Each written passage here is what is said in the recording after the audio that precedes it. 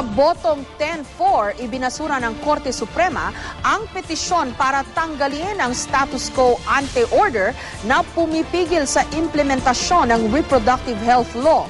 Kasunod dito, muling uminit ang debate ng ilang grupo ng kababaihan at ng simbahan. May report si Claire Delfin. Bit-bit ang mga gamit ni Mrs. Sinamahan sa ospital ng pedicab driver na si Eduardo Cruz ang asawa. Kabuwanan na ni Marian para sa pang-anim nilang anak. Nung panahon noon, pro-life, kaya bawal magpa-ligate. Kaya hanggang inabot po kami ng 6 na nakapalaman namin dito pwede magpa-ligate. Kaya isasabay na ho sa pang-anim. Si Rhea David naman, kabuwanan na rin. Pangatlong anak pa lang niya ito pero umaayaw na siya. Nung nakaraang taon lang daw kasi niya ipinanganak ang sinundan nito. Mahirap po talaga mahirap magpalaki ng bata. At saka mahirap din ng buhay namin, paghahanap buhay.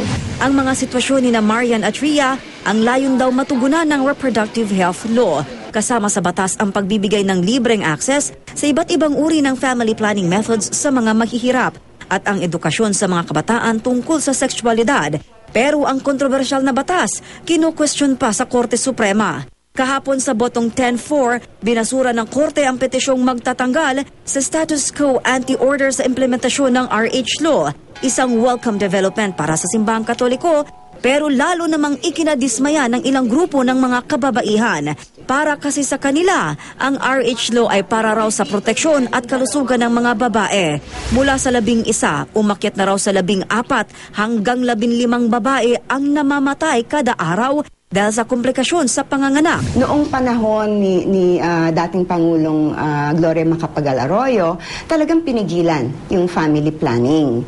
At ngayon natin nararamdaman kung ano yung epekto niyan. Everyday counts, bawat isang araw na nadidelay yung ating proseso, 14 hanggang 15 kababaihan ang namamatay. Pero ayon kay Archbishop Ramon Arguelles, hindi RH law ang sagot sa mataas na insidente ng maternal deaths.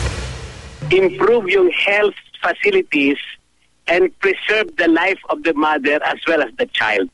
Bukod sa mga namamatay sa pagbubuntis, number 1 na rin daw sa Asia ang Pilipinas pagdating sa teenage pregnancy na maaari raw sanang matugunan kung tuluyan ng maipatutupad ang RH law. Bumabata ng bumabata yung mga kabataan na nai-involve sa sexual activities. Hindi natin kasi pwedeng isara yung mata natin dito. Hindi natin pwedeng i-deny. Hindi tayo pwedeng maging forever in denial. Pero para sa simbahan, may mas mainam na solusyon sa problemang ito. Para wag mabuntis ang bata, teach them what is morality. Yun ang kailangan. At yan, if we will teach our kids the true way of life, mas menos ang gastos kaysa magturo ka ng kasamaan. Sa June 18, nakatakda ang oral argument sa Korte Suprema tungkol sa petisyong ipawalang bisa ang RH law. Claire Delfin, GMA News.